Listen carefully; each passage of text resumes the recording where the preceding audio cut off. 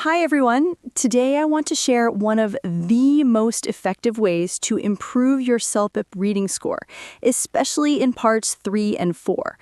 A lot of people think they struggle because of vocabulary, but the real difficulty comes from the topic itself.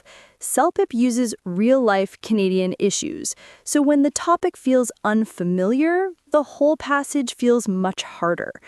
But when you already understand the general idea, the reading becomes faster, easier, and much more manageable.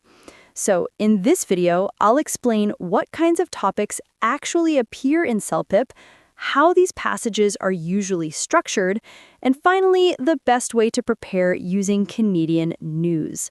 Let's start with the first major topic area, environment and ecology.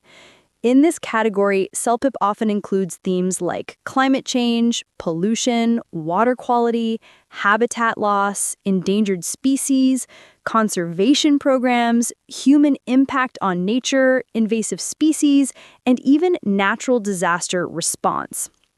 These are common issues in Canada, and that's why they frequently appear in the test.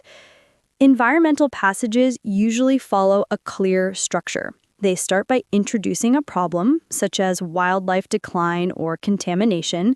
Then they explain the causes, often related to human activity or climate change. After that, they describe the impact on animals, people, or the environment. And finally, they mention solutions, research findings, or expert opinions. If you understand this structure, you can follow the passage more easily. This second topic area is arts and culture.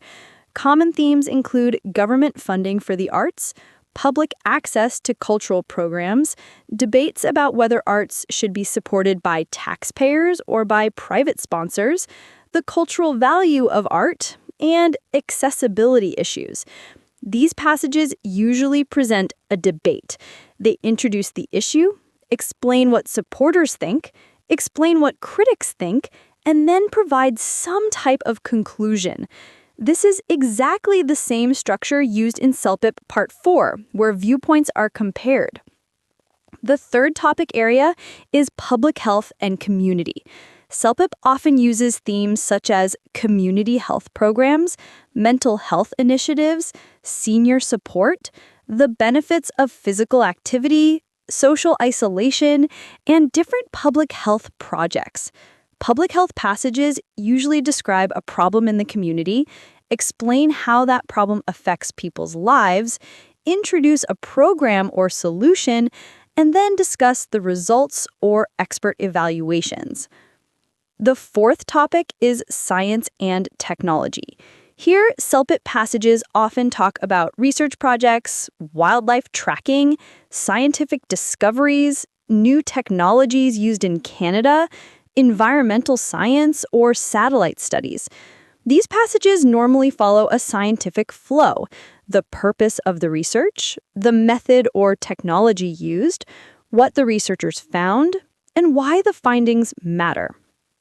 And finally, many passages focus on social issues and public policy. These include topics like transportation problems, education policies, government decisions, public funding, community volunteering, urban development, and other issues that affect daily life in Canada. The structure usually begins with a public concern, followed by different viewpoints, expert statements, and possible solutions. Now, why does all of this matter? Because when you already know these topic patterns and structures, you don't have to understand every single word. You can predict how the passage will develop, and that helps you find answers much more quickly.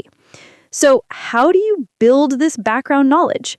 The best, fastest, and most accurate method is to read Canadian news for just 1 to 2 minutes a day. You don't need to read full articles. You don't need to study. You only need light exposure to the topics that CELPIP uses.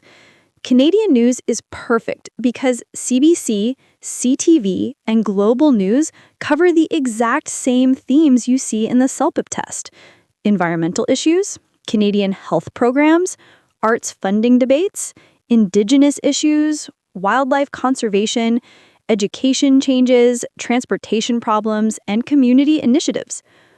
Here is how to practice in the simplest and most effective way. Open a Canadian news website, such as CBC, CTV, or Global News. Choose one category, like environment, health, Canada, local news, education, or culture. Then read only the headline and the first paragraph. That's it.